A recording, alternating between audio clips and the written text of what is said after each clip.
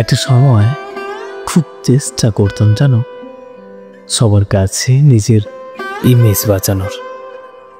সবসময় খেয়াল রাখতাম কেউ যাতে আমার নামে খারাপ না বলতে পারে।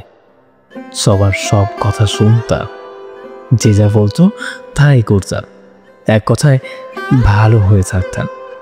আসলে তখন বড্ড বোকা ছিলাম।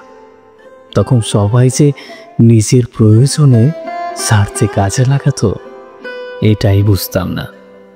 কিন্তু এখন যে যা খুশি বলে বলুক, আই ডোন্ট কেয়ার। যে আমার মানসিক শান্তির কারণ হবে সেই আমার প্রিয়জন। বাকি কাউকে চাই না, কাউকে চিনিও না। নমস্কার, ভয়েসে আজকে ছিলাম আমি কুশ। যদি আজকের বলা কথাগুলো তোমাদের ভালো লেগে থাকে তবে প্লিজ ফলো করে যেতে ভুলো না।